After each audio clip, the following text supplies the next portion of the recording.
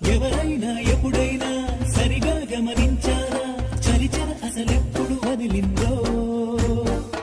అణువణువు మురిసేలా చిగురాసలు మెరిసేలా తొలిసెగుణం ఎప్పుడు ఎదురైందో